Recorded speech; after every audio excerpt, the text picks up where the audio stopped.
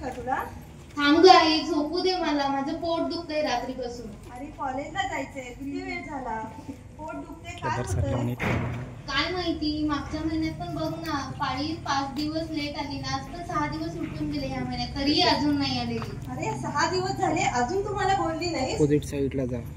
किती काळजी करायची, रात्रभर नुसता मोबाईल बघायचा, बाहेरचं खायचं, काही ऐकत नाही तुम्ही.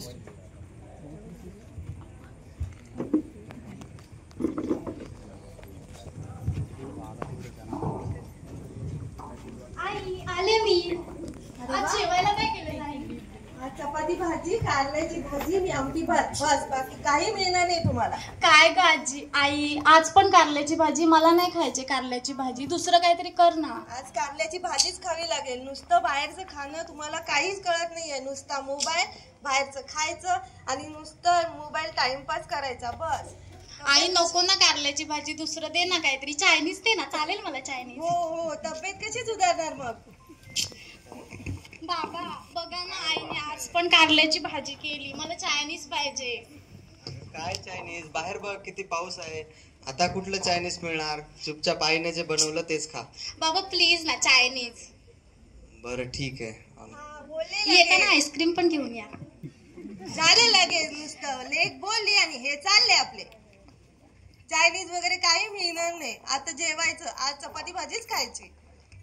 आता बाळ म्हणते ते जाऊ दे. काय जाऊ दे, नुसतं आपलं दोघींची सारखी तब्येतच बिघडत राहते.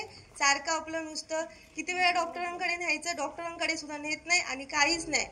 मी पण बरेच दिवस झालं बघतोय, तब्येत पण दोघींची ठीक राहत नाही. आपण एक काम करू, एकदा ज्योतिषांकडे जाऊ, दोघींची कुंडली दाखवून येऊ.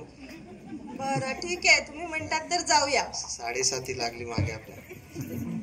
आता बघूया, हे कुटुंब ज्योतिषाकडे जात आहे तर दिवस दुसरा काय होतोय ते बघूया.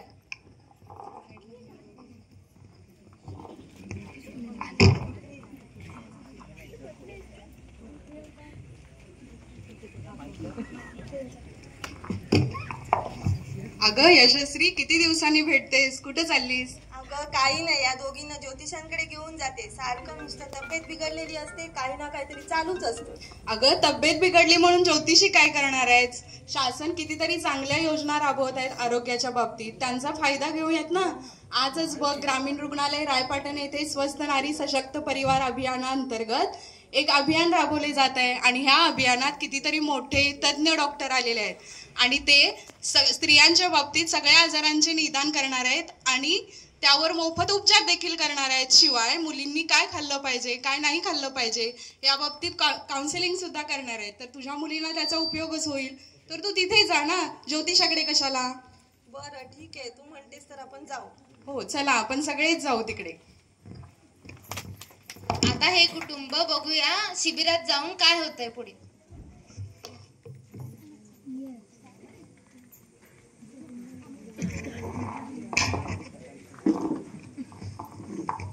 या डॉक्टर, ह्या माझ्या दोन्ही मुली, एकीची पाळी वेळेवर येत नाही आणि एक व्यवस्थित जेवतही नाही. काय करायचं तुम्हीच सांगा त्यांना. आता नाव काय तुमचं आणि तुझं? प्रतीक्षा.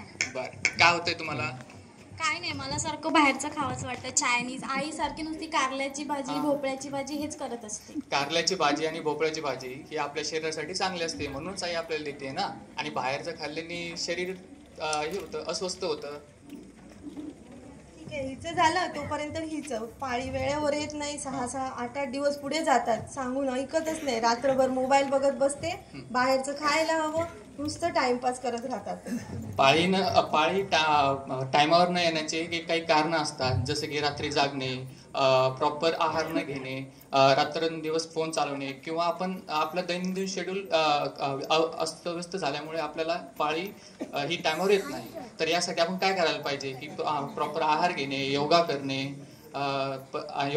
आहार घेणे आणि आपल्याला ताणतणावाच्या जेवढा पण काही कंडिशन आहे त्याच्यापासून थोडं लांब राहणे, तर आपल्याला आपलं आरोग्य सुधारता येईल. हो सर, चालेल.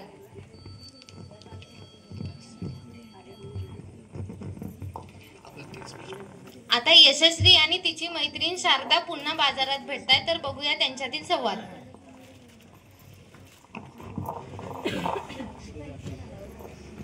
यशस्वी, दाखवलंस ना तुझ्या मुलींना अभियानामध्ये डॉक्टरांना? हो दाखवलं. आज तू सांगितल्यामुळे आम्ही कार्यक्रमाला गेलो, तिथे खूप छान काउन्सिलिंग झालं, त्याच्यामुळे आज माझ्या मुली व्यवस्थित स्वस्थ आहेत. हो ना. तर सगळ्यांनी मुली आजारी पडल्या असतील किंवा घरातलं कुणी आजारी पडले असेल तर ज्योतिषाच्या नादी न लागता आपल्या डॉक्टरांकडे जा, त्यांचा सल्ला घ्या, आहार चांगला घ्या. ठीक आहे. धन्यवाद. अतिशय चांगल्या पद्धतीने या ठिकाणी